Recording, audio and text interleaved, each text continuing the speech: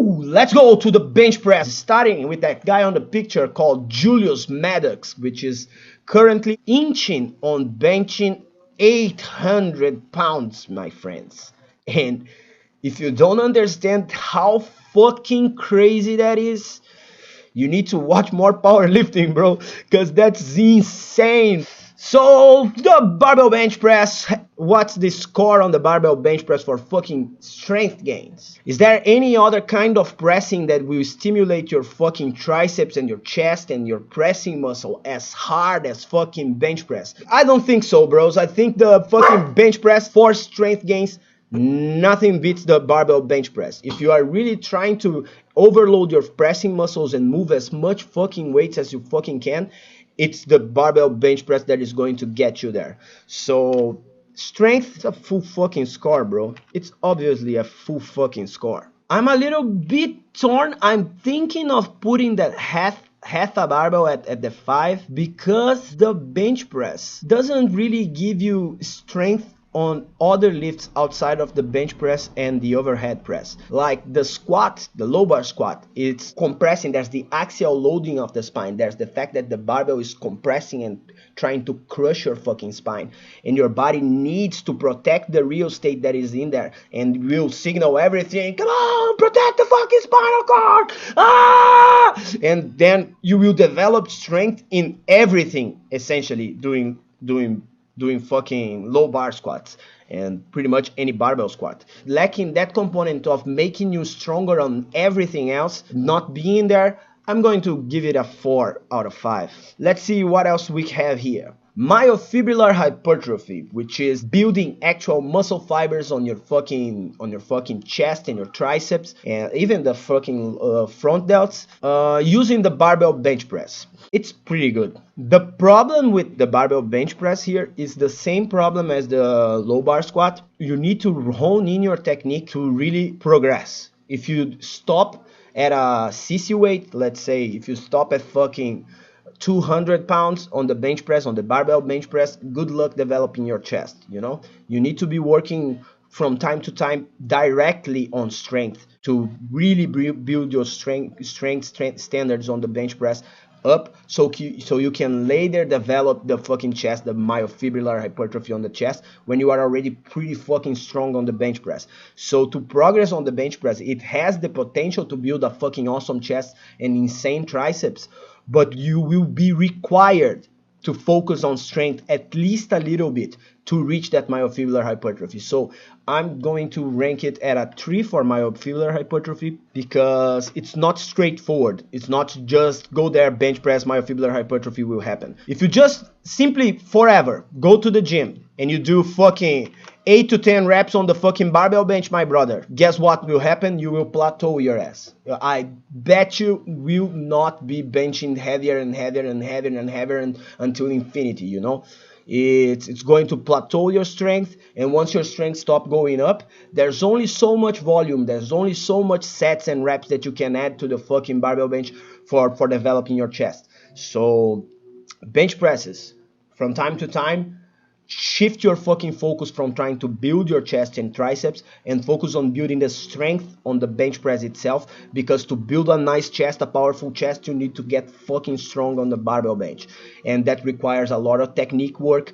Technique is probably the most important portion of developing your fucking bench press, but also programming has a lot to do with that as well. So designing your program in a way that you are going there, you are going to that strength phase, and not worrying too much about feeling your fucking chest or feeling your fucking triceps and trying to look as fucking gigantic as you can, but doing strength work, 1 to 3 reps. And most people don't do that, and that's why most people are always like, I'm benching 225 for 12 and I don't know why I can't bench more than 225. It's because you don't train for strength, and bench press requires strength and technique. That's it. Myofibrillar hypertrophy is a good move if you manage to fucking develop your strength on the bench press, and if you try to only focus on developing muscle and getting bigger only exclusively with a barbell bench, you are going to get stuck, my brother. Let's move forward.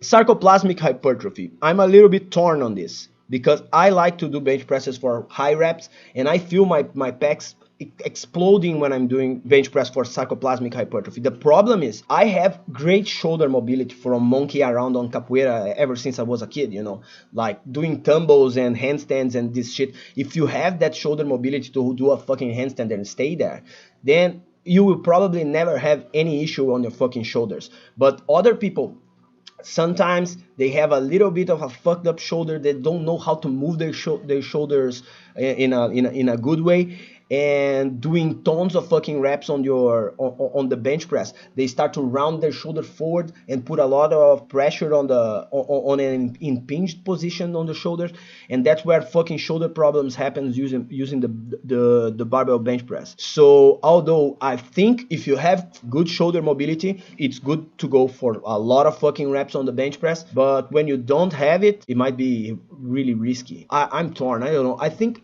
a tree is a fair statement. What do you guys think? Let me know.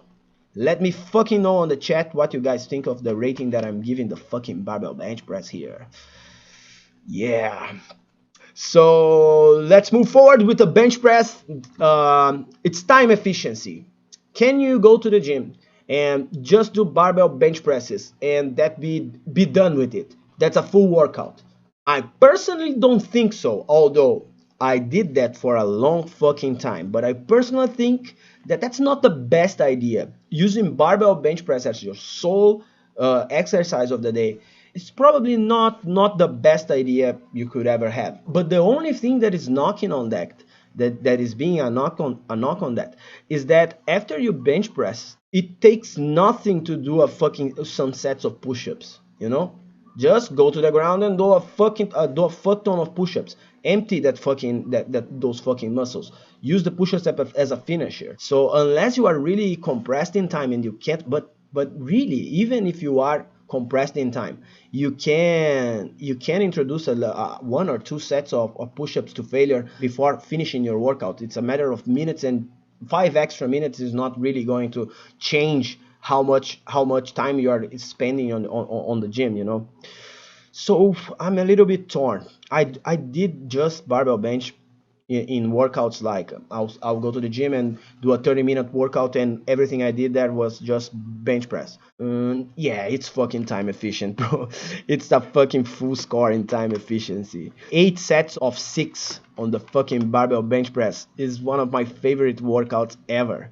And I just do I just ramp up to a solid max, and that's it for the day, bro. I do only bench press sometimes, and it's a meathead's dream, you know. Go there, bench press, go out. Fucking awesome, bros. Let's see. I think the learning curve of the bench press is way steeper than people might think. Although you can go under the bar and just unrack it and plateau forever, to be able to keep progressing on the bench press, it's a little bit tricky. If you don't learn how to arch, if you don't learn how to pinch your scapula and use your upper back to press your lower back against the fucking bench, and tuck your elbows in and feel your fucking lats and explode on the way up. If you don't learn how to do the proper technique on the bench press, you will get stuck with the fucking bench press. And that's why the vast majority of people that talk to me and ask for advice on the internet and stuff, most of the time the first thing that they tell me is like, yo, my barbell bench is stuck forever. It's been 2 years that I don't progress on my fucking barbell bench. And it's usually because those two components, the one that I talked before, you need to learn the fucking technique, and you need to be going heavy and programming your fucking bench press correctly if you want to progress on the bench press. So I will give the learning curve a 3, which is fair, because I think, yo, you can't be a day one beginner and you can start benching, but it's when you start coasting 3 months, 4 months, 6 months, maybe 1 year of bench pressing, you need to start to really think. Unless you are a fucking great genetic phenom with insane body awareness, you will need some instruction to keep progressing after a couple of months or maybe 1 year. So the bench press score at the end of the day is going to be 1, 2, 3, 4, 7, 10, 15, 18. Woo! 18, the score out of 25 potential total score. Woohoo! Let's go, bros.